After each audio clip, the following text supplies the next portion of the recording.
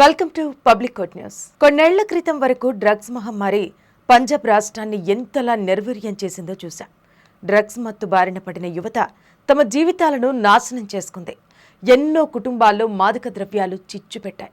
ఉడతా పంజాబ్ లాంటి ఎన్నో చిత్రాల్లో పంజాబ్ పరిస్థితిని కళ్లకు కట్టాయి. ఇప్పుడు తెలంగాణ మరో పంజాబ్ కాకూడదనే సంకల్పంతో అడుగులు వేస్తోంది రేవంత్ రెడ్డి సర్కారు. తెలంగాణలో డ్రగ్స్ చాప కింద నీరులా విస్తరిస్తున్నాయి. పబ్లు, క్లబ్లకు మాత్రమే మాదక ద్రవ్యాలు పరిమితమయ్యాయి అనుకుంటే పొరపాటే. యువతే లక్ష్యంగా డ్రగ్స్ ముఠాలు రెచ్చిపోతున్నాయి. యూనివర్సిటీలు, కాలేజీలే కాదు, పాఠశాలల్లోనూ డ్రగ్స్ పెద్ద సంఖ్యలో పట్టుబడుతున్నాయంటే పరిస్థితి తీవ్రత ఎంత దారుణంగా ఉందో అర్థమవుతోంది. డ్రగ్స్, గంజాయి లాంటివి హైదరాబాద్ నగరానికి తీసుకొచ్చి విచ్చలవిడిగా అమ్మేస్తున్నారు. ఇక రేవు పార్టీల సంగతి తెలిసిందే. డ్రగ్స్ మత్తులో నేరాల సంఖ్య పెరుగుతుండటం ఆందోళన కలిగిస్తోంది. పరిస్థితి చేయి దాటిపోతుందని గుర్తించిన రేవంత్ రెడ్డి సర్కారు డ్రగ్స్ పై ఉక్కుపాదం మోపేందుకు సిద్ధమైంది.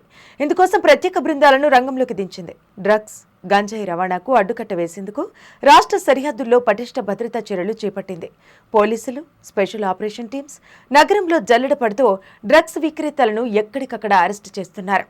భారీ సంఖ్యలో డ్రగ్స్, గంజాయిని పట్టుకుంటున్నారు. డ్రగ్స్ ముఠాలపై ఉక్కుపాదం మోపితే సరిపోదని భావించిన రేవంత్ రెడ్డి ప్రభుత్వం జనంలో అవగాహన కల్పించే కార్యక్రమాలకు శ్రీకారం చుట్టింది. ఇందులో భాగంగానే సినిమా టికెట్ రేట్లు పెంచుకునేందుకు అవకాశం ఇవ్వాలంటూ వచ్చే నిర్మాతలకు కండిషన్ పెట్టింది.